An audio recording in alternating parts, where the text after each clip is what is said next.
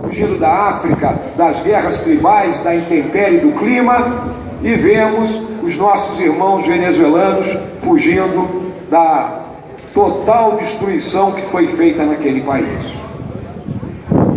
A nossa América do Sul ainda tem gente que acredita que portugueses e espanhóis são culpados pelos nossos problemas. Ora, minha gente, já faz algum tempo que eles foram embora. Precisamos nós mesmos saber lidar com aquilo que nos aflige. Também ainda tem gente que está parada no século XIX e no início do século XX.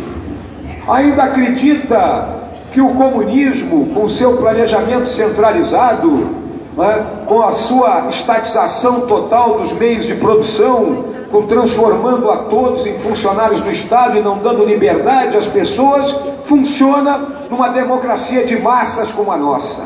Infelizmente ainda temos gente que pensa assim. Também na nossa América do Sul nós temos um caso emblemático, que é o caso da Venezuela.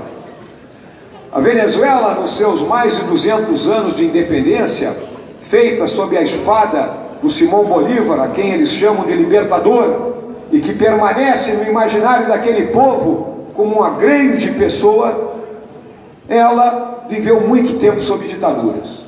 Contudo, entre 1958 e 1998, teve uma alternância democrática propiciada por dois partidos.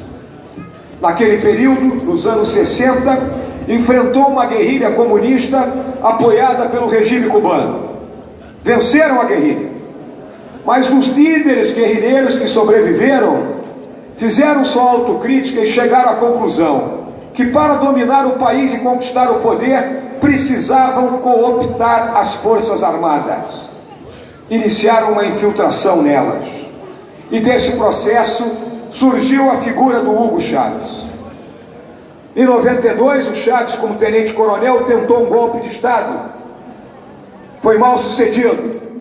E na hora de ser preso, o general encarregado daquele ato era um homem comprometido com esse processo e permitiu que o Chávez fizesse um discurso de 5 minutos à nação venezuelana. Bom de palavra, Chávez entrou no imaginário daquela nação como Bolívar redivivo. Era o novo Bolívar, aquele que ia libertar o país definitivamente. 2 anos depois, em 94, ele foi anistiado. E aí aparece um argentino chamado Norberto Ceresoli, que para amparar o projeto hegemônico do Chávez, chamado de socialismo do século XXI, um eufemismo para um comunismo de nome diferente, ou bolivarianismo, como alguns citam, lhe oferece um tripé constituído por exército, caudilho e povo. O exército com sua força como sustentação do regime, o caudilho como pai de todos, como líder populista, como aquele que sabe tudo, e o povo sendo abastecido pelos recursos abundantes do petróleo. Ora, isso derrubou a economia, destruiu a economia do país, e quando os preços do petróleo caíram, o país entrou na maior derrocada já vista nos últimos tempos em algum país da nossa América. Só vimos isso nas ditaduras africanas. Hoje, os venezuelanos fogem daquele regime. Os mais ricos foram para a Europa e para os Estados Unidos. A classe média está nos nossos vizinhos de língua hispânica. E os mais pobres atravessam a região sul da Venezuela, a Grande Sabana, praticamente a pé, e entram no nosso estado de Roraima.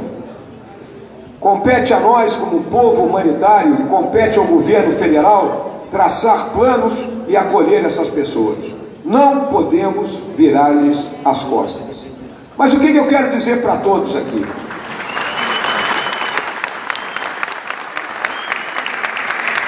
Muitas vezes se diz que vamos virar uma Venezuela, e eu quero afirmar categoricamente: nós jamais viraremos uma Venezuela por uma razão muito simples. As nossas forças armadas não foram e jamais serão cooptadas para um projeto totalitário dessa natureza.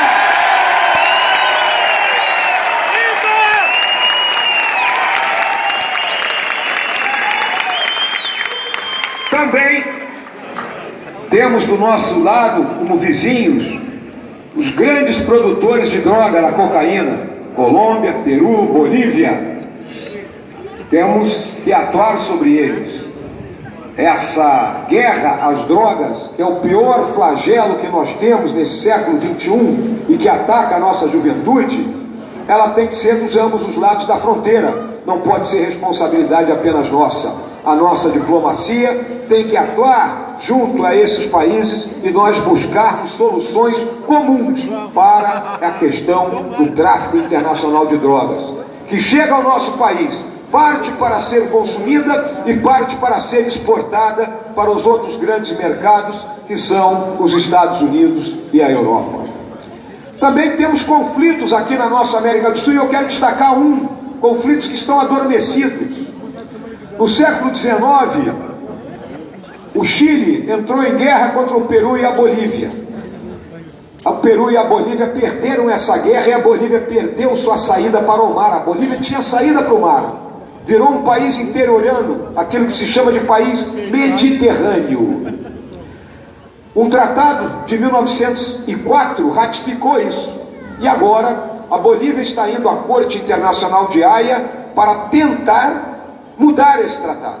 Isso poderá gerar sérios problemas e compete ao Brasil, como líder na América do Sul, impedir que algum tipo de conflito ocorra por causa disso. Temos que agir a tempo e a hora para que nossos irmãos não entrem em guerra novamente.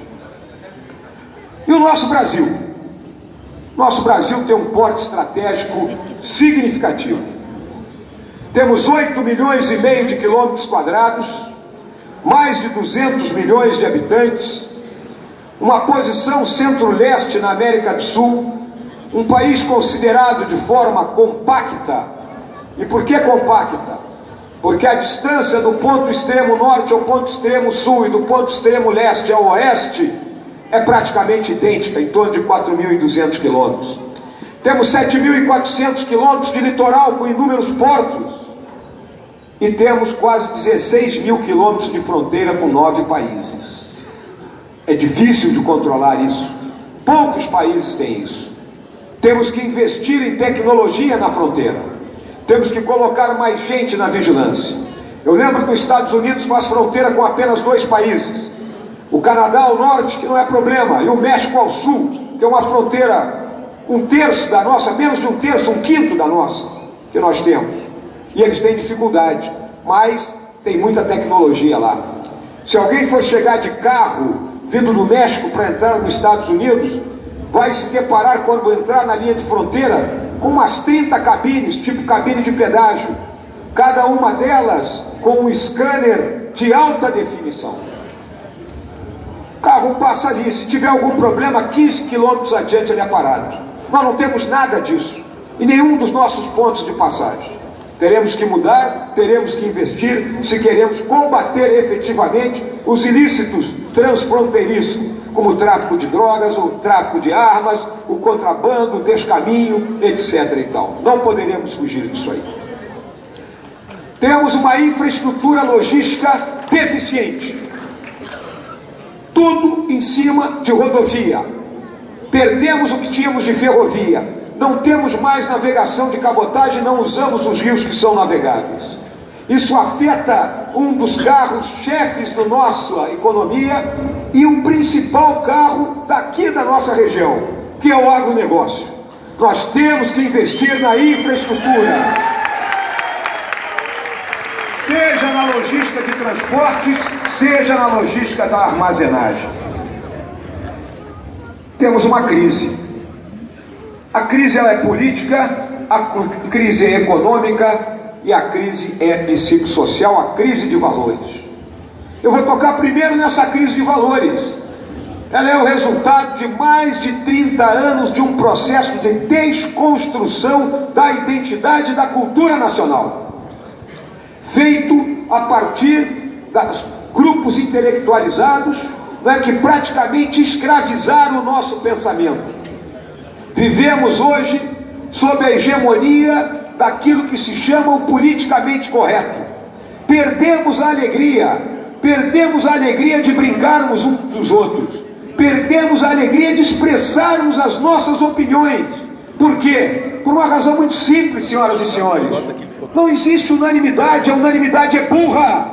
Cada um tem direito à sua opinião e o outro lado tem que ouvir. Não podemos brigar por isso. Mas a mentalidade comunista, ela pensa sempre que existe uma tese e uma antitese, ou seja um grupo contra o outro. Então procura jogar branco contra preto, rico contra pobre, patrão contra empregado, homem contra mulher. Tudo é motivo de colocar um campo de batalha. Nós temos que terminar com isso e nos unir.